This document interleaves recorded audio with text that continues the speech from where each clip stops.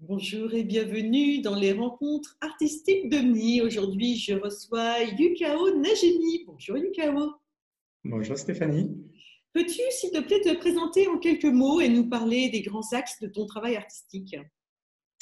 J'ai d'abord fait une carrière scientifique, puis ensuite j'ai beaucoup collaboré avec des artistes et désormais je fais un travail artistique essentiellement seul, mais en collaboration avec d'autres artistes, la danse, le théâtre.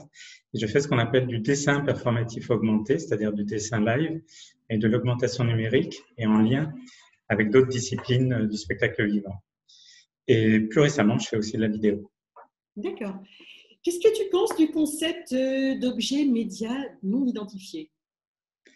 Alors en fait, ce qui m'intéresse dans ce projet-là, c'est le lien entre un support, le cahier, en fait, donc un support très traditionnel, et puis des formes artistiques qui sont souvent très à la pointe, soit sur le plan technologique, soit même sur le plan des concepts artistiques. Donc j'aime bien cette sorte d'ambivalence du concept et aussi le fait que c'est un espace de liberté d'expression aussi. Alors justement, tu as participé au tout premier numéro d'Omni et tu y parles justement de liberté d'expression artistique. Cette liberté d'expression artistique ultime pour toi, c'est la poésie. Est-ce que tu peux nous en parler? Ce qui m'intéresse dans la poésie, c'est que en fait, contrairement à la science, où on déploie un imaginaire mais très lié au monde réel, l'imaginaire de la poésie est un espace de monde inédit, nouveau, inconnu, et je les trouve très stimulants pour l'imaginaire visuel et pour l'imaginaire global même d'histoire, de narration.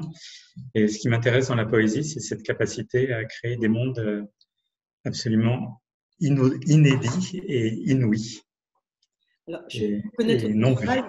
je confirme que ton travail est poésie. Et d'ailleurs, bon, voici c'est une capture d'écran en fait de la vidéo que tu as réalisée pour Omni. Peux-tu nous parler de ce dessin? Oui, alors ce dessin est en fait un travail que j'ai fait en collaboration avec un musicien moldave qui s'appelle Mikhail Afanassiev et dont le thème est l'aurore.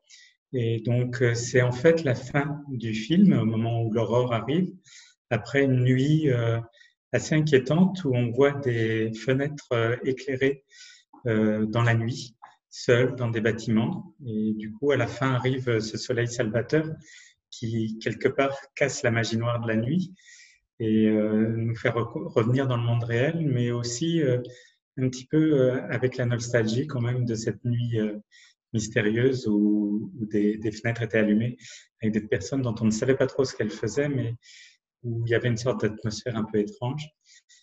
Et je remercie beaucoup Mikhail parce que sa musique m'a beaucoup porté dans la narration que j'ai pu développer après.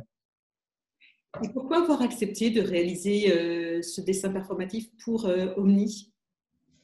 Alors, ce dessin, ce qui m'intéressait, c'est que, en fait, on pense souvent au dessin comme un instant, enfin comme une œuvre achevée, alors que ce qui m'intéresse dans le dessin, c'est le processus, en fait.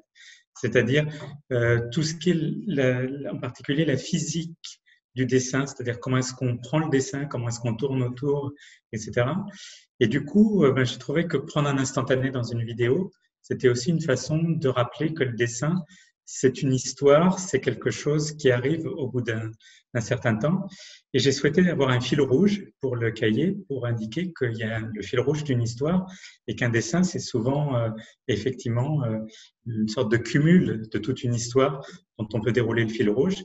Mais voilà, c'était un petit peu pour questionner en fait le rapport au temps du dessin en fait et de sa narration.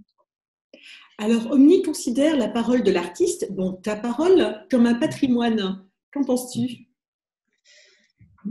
En fait, je pense que la parole, contrairement au dessin, est plus un acte collectif, comme celle que nous avons par exemple tous les deux.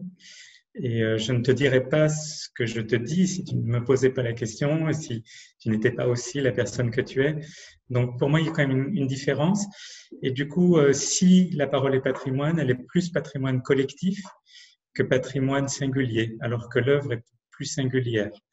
Donc, oui, certes, probablement la parole comme patrimoine, mais un patrimoine d'échange et de communauté, disons, plus que d'individus. Merci beaucoup, Yukao. Merci Stéphanie.